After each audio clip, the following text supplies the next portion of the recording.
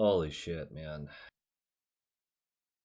Low quality fans of a high quality Bruins team. That is all the energy I can muster right now. I don't even know if I put a skit at the beginning of this video. I have zero ideas for a skit right now because I am, just throwing this out here, kind of in a bad mood after that one. You can lose a game. You can lose a game in the playoffs and it sucks.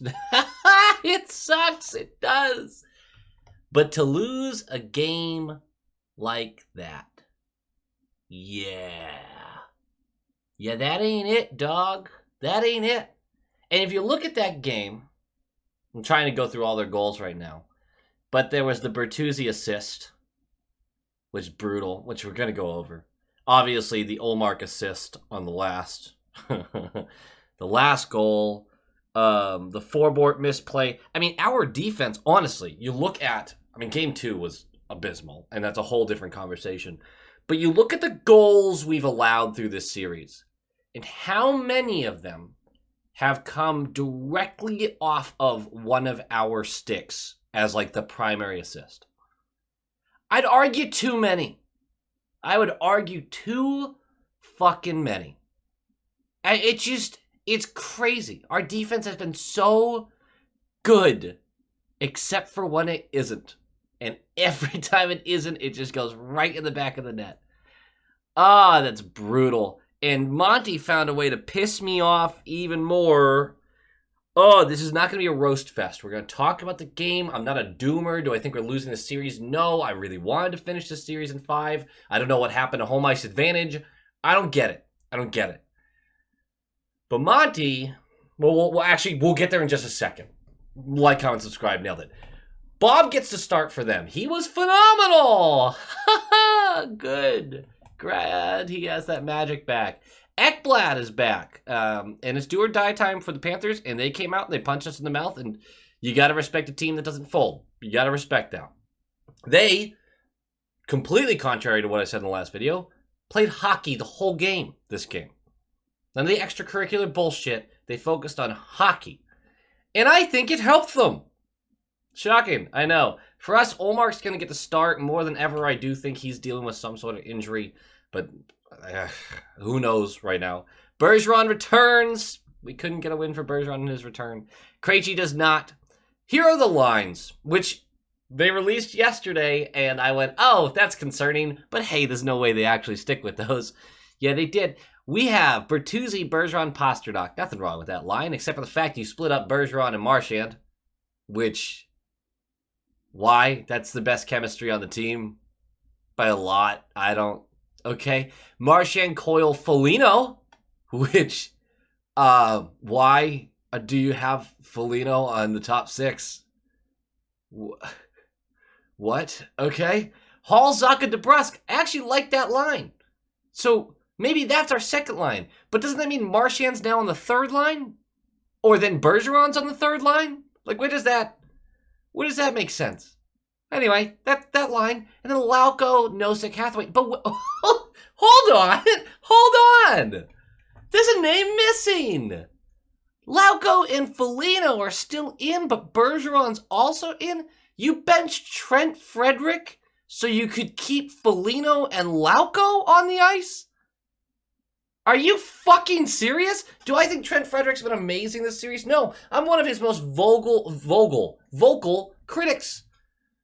But I am going to heavily disagree with Lauko or Foligno being the upgrade over Frederic. I'm going to really disagree with that. That's fine. Okay. Grizz, McAvoy, Lindholm, Carlo, Forbort, or Orlov. I know we haven't loved every move that our defense has made. Forbort is getting buried. I know a lot of you guys want to defend him. I want to defend him too. He's getting buried. And he should not be in the lineup for Game 6. We'll talk about that. After the game, Jim Montgomery, who I trust and I like as a coach and I'm happy to have on my squad, Jim Montgomery said, we didn't start on time for whatever reason. I'm paraphrasing slightly, but that's basic. Fuck it, I'll just get... Hold on. I'll just get the exact quote. Hold on. Just relax. Just relax. I'm slow at this. For whatever reason, we didn't start on time. I was very close with my paraphrase. Hey, maybe it was the fact that you drilled holes in all of our lines, scrambled them all up, and just chucked them out there, splitting up well-known chemistry pairings, keeping players in the lineup who just aren't as sound defensively. And Lauko hurt us this game, a little unfairly on the last time he hurt us, but he legitimately hurt us on this game.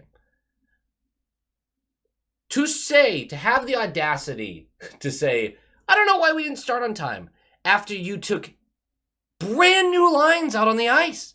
These are brand new. They had 1 day of practice. Yes, the team should know how to play together, but are you seriously telling me in a do-or-die game against a desperate Panthers team, you decided to go with all new lines and then were shocked when it took us a while to get going? Are you fucking serious? Like, what? All right. I am bashing the guy a little bit. I think this was going to be a game note. Monty, along with a few other players right now, has completely overthought it. Completely overthought it. You were having success. Why did you just decide to change everything? That didn't cost us the game, because spoiler alert, those lines lasted all of 12 minutes before he returned them to normal, and then did some more scrambling throughout the game. Didn't even last a full period, because they were bad, because no one could connect, because defensively they were missing assignments. All of these things, like, things that anyone would tell you would happen if you scrambled all of your lines the day before a playoff game. Jim Montgomery has forgot more about hockey than I'll ever know, but I can tell you that man overthought it. Overthought it. What a fucking joke that was, man. For whatever reason, we didn't start on time. Buddy, I don't agree with you on this one. These videos are so fucking tough sometimes after these losses because you don't want to talk about the game, but you feel better as you talk about the game. Let's talk about the game. Puck drops! And we are just a couple of minutes in, and Hathaway sets up a brilliant 2-on-0. He's on the right wall, wins a battle, sends the puck over to Lauko. Total defensive breakdown by the Panthers. And Lauko is 8 feet in front of Bobrovsky, directly in the slot. And instead of shooting, opts to pass to Nosek, who has a tougher angle, and Bob reads it, gets over, and eliminates any angle, and the shot's taken. There's no real chance to score there. Lauko, if that's a sign that a young guy doesn't have confidence right now, you got to get out of the lineup. I'm sorry, buddy. Like, we've liked your progress. We like your speed. We like you as a player. But if this is not your time to break out and to help this team, those kind of plays aren't helping.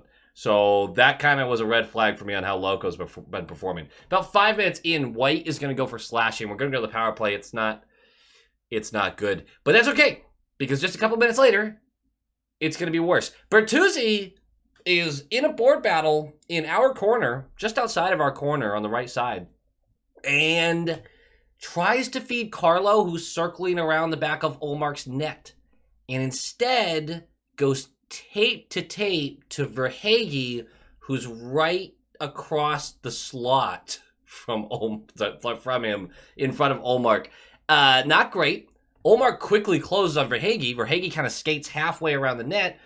Olmark's caught in this weird position. Verhaeghe's going to flip the puck over Olmark's sprawled out body, and Duclair, with all the bodies, gets the bounce, is able to smack it out of the air. It bounces a couple times. It's in the net. It's 1-0 early on. You don't love the way that all broke down, but it's, again, we've talked about the Bruins are just gifting these prime chances here or there. There's no reason. I mean, that's a 30-foot pass. Tape to Verhaeghe in the slot. No one's there. He just misses Carlo by 5 or 6 feet. That's just brutal. And honestly, it's the first time I've seen people really get on Bertuzzi this series. But anyway, we're going to move on. And about 8 minutes left, Monty corrects the lines, because we are getting absolutely smoked on the ice. It's only 1-0, but they've had more scoring chances than us. The shots are about equal, but we all know that shots don't actually tell the story of offense more often than not. Shots are basically equal. Their scoring opportunities have been far better than ours. We keep turning the puck over in our own zone. We can't get clearances. Just in general, not a good start to the game. We change up the lines. Last 8 minutes aren't great, but they're better. And with 4 minutes left, Panthers do get a golden chance. Ullmark is down and out, but Cousins fails to lift the puck over him from the slot, and Ullmark's able to slap it down. He's still good. This is a bad game for him, and he still made some crazy saves. After one, I'm actually sitting there going, okay, if it weren't for Ullmark, it could be 3-0 at this point. Like, and again, probably would have been easier to stomach a 3-0 loss than it would the way we've lost. But I don't even want to think about that because maybe it wouldn't have been. I don't know. We're going to the second period. We're down a goal. Who gives a crap? This is the Boston Bruins. We've got this. And then 53 seconds in, Bennett for holding. We're going to the power play. And 2:27 in on the power play. We're only about a minute and a half into it. This traffic built up on the right wall, and Bertuzzi and Bergeron are battling, and they're able to push the puck up to McAvoy at the right point. Florida has way too many of their guys over towards that wall, so Mac is able to just whip it kind of diagonal across the slot to Marchand, who's in that left circle. It's glove side, save is made, but it ends up dropping behind Bobrovsky after he gets it with the glove, and Marchand just followed his play and is able to dunk it past him. It's 1-1. Marchand gets the power play goal. It's a brilliant play. It's a tie game. We feel great about that. And then 4:33 in, Lauko is going to go for slashing. We're going to go to the penalty kill. And we have two separate fast breaks on this penalty kill in our favor. Carlo and Zacha get chances from the right circle. Bob stops both of them. Bobrovsky was feeling it. Most of our players were not. We were shooting into the chest mostly anyway, but still, you got to give credit to the guy for his positioning. During the PK, Nosek manages to shoot in on Ullmark. This is just a fun little fact. Off of a faceoff win, he turns and tries to clear it around the boards, and Ullmark has to make a leg save. Short side. It was an accurate shot, low short side. He makes a save. So it stays at 1-1 off of Nosek's shot. Ullmark wasn't terrible, man. A lot of the goals were like, okay, what are you supposed to do? That last one was all him, but still, we'll get there when we get there. 9 minutes left. It's a tough pinch by Carlo, who basically allows a 2-on-1 the other way for Tkachuk and Cousins. Ullmark makes the pad save. But to make up for it, on the ensuing 2 drives into our zone, back-to-back, Verhaeghe gets absolutely manhandled by Carlo. Verhaeghe's a big boy. He can hold his own. And Carlo knocks him on his ass, preventing high-danger chances twice. Carlo actually had a fantastic game, I thought. There were little moments where, he's not the smoothest guy in the world, but I thought he played a really great defensive game. I really did. 5:11 left. Ekblad goes for high sticking. It's a terrible, awful, horrible power play. Let's not even talk about it. 1:08 left. And Forbort, man. We've been talking about you. We've been talking about you this whole series. There are multiple players who are at fault here. I don't only want to talk about Forbort, but I'm only going to talk about Forbort because we kind of have to. Because he's the only guy this consistently happens to. Puck is down below the red line. He's in a race to it. He's side by side. It's an even race. What I didn't love is his attempted play, which is one hand smack it to the corner, which, get it away from the front of the net, of course, but it felt like he could have gotten there and swung it the other way, not into a pile of bodies.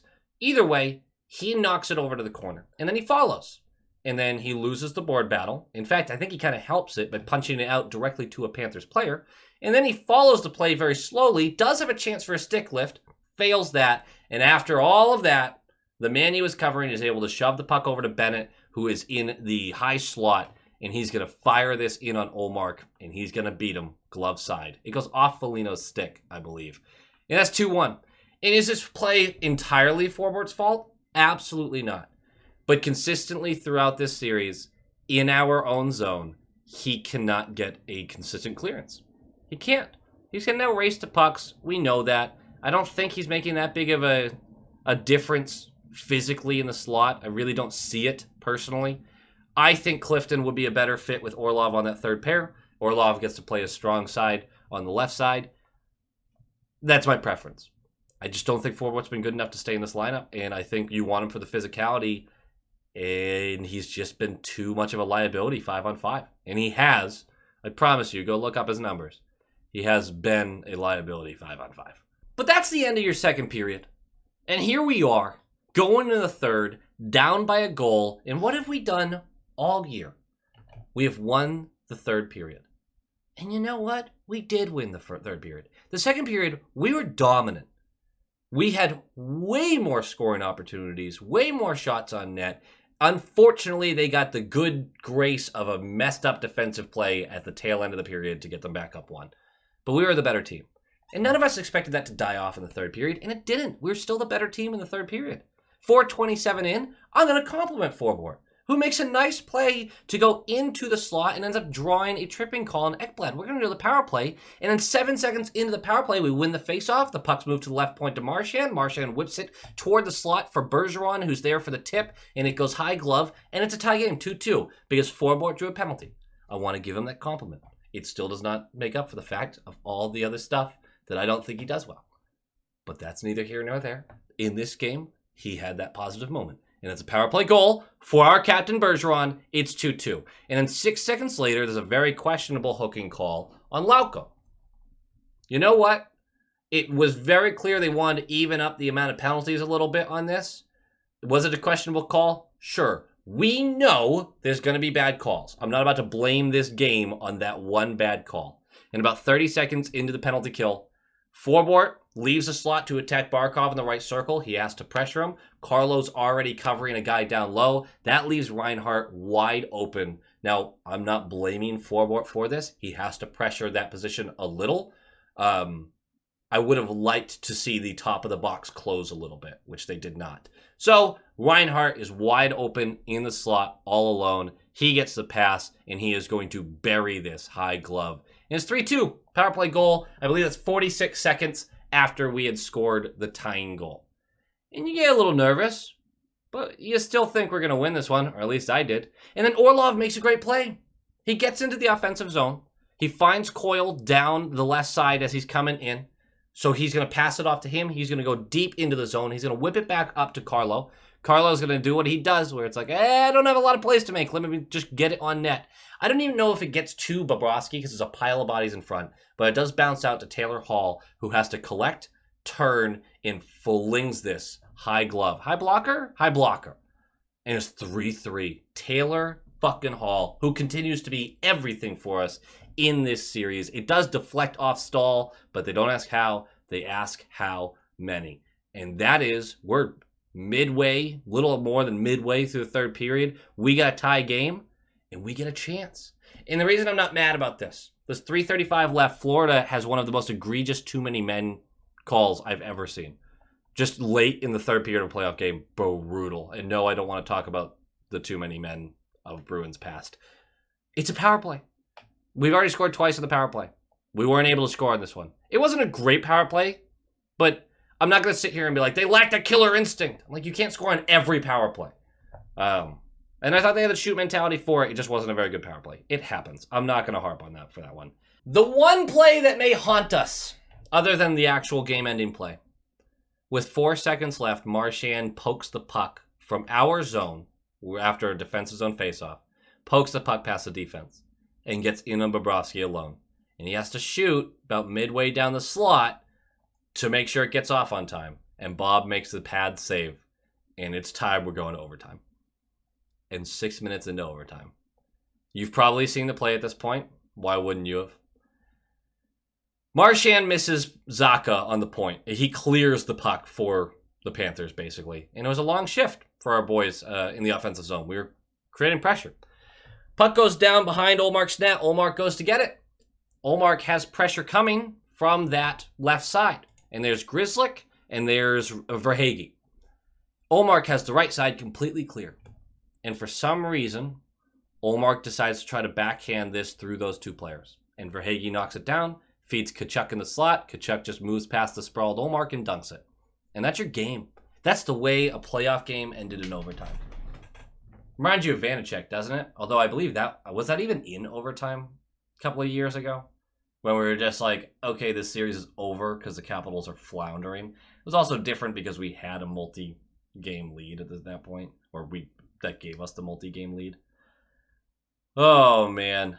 It's so brutal. It's so brutal. But it is what it is. I mean, I feel like this video is just kind of a relaxed retelling of the game. I'm not going crazy about it. I'm disappointed. Man, am I disappointed. But you got to live with it.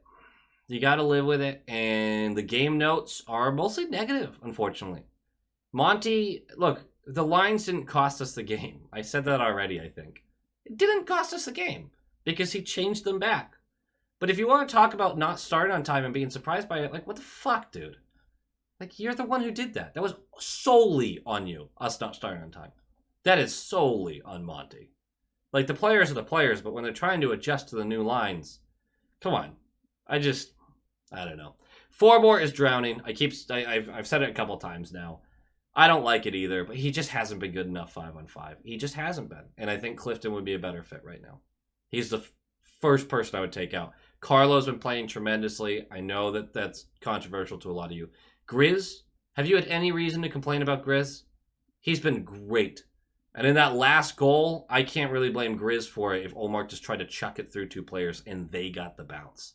Like, that's just a miscommunication. Grizz was ready to take that puck and it was still on Ullmark's stick. No, Forbort's, we got to figure out what we're doing, Forbort. The biggest, I still don't understand the Frederick benching, even though he hasn't been like lights out, but he's been a good third line guy. I'm a little worried about the lack of 5-on-5 finishing, but that comes and goes, so that's not the biggest deal in the world. A little worried about, making dumb plays and allowing teams to beat us because we're just giving up the puck. But hopefully that's a problem we get to talk about next series, because I think this Bruins team is good enough to beat this Panthers team, and I hate that we have to go on the road again. Don't know what happened to our home ice. We were so good at home ice. Now it just feels like we're struggling to make anything happen with our home crowd. It's just weird. But the biggest thing that I'm seeing everywhere is our buddy Pastrnak. We talked about it on the Short Shift podcast too. And yes, he goes in these like roller coaster like peaks and valleys. Sometimes he's going to score a lot of goals. Sometimes he's not. The problem I'm having with his play in this series, just in general, the puck's getting off his stick way too quickly. Or not quickly enough. I know I'm going to be like, how hypocritical. He'll hold forever and just turn it over. Or he just flings it into... There was a play, my God, third period. Zacha and him have a 2-on-1, and the one is on Zacha. Like, on him. I mean, in his face. Sticks are touching. And Pasta still opts to pass. And I just sat there and went, what the fuck, dude? Pasta is just constantly doing these 8% of the time it's going to work plays. Just throwing it around the offensive zone. 90% of the time, it goes nowhere and turns into a play the other way. He's just not... He's shooting the puck plenty. Missing the net a fucking ton. But, like, he's not creating chances. Is what one of my biggest issues is. And he turned it on later in the third. He did.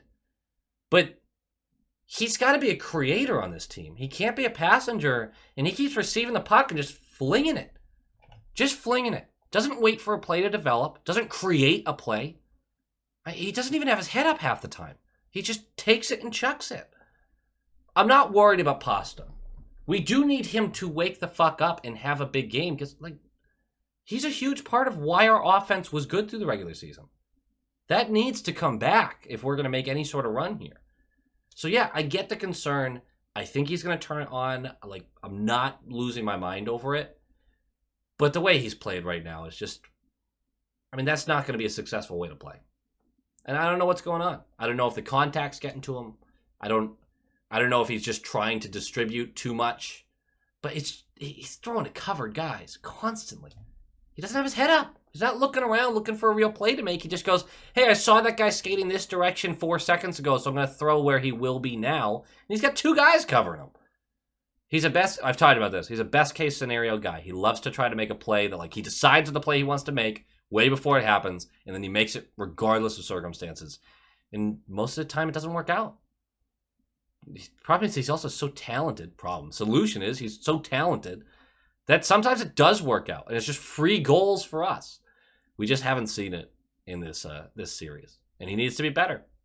That's the God honest truth, is he needs to be better. Let's finish this up in 6. I believe in this team. Obviously, who wouldn't? But it's a bummer of a night. It's a tough pill to swallow, and hopefully this just becomes a weird, distant memory as of Friday. So, yeah, go Bees. Go Bees!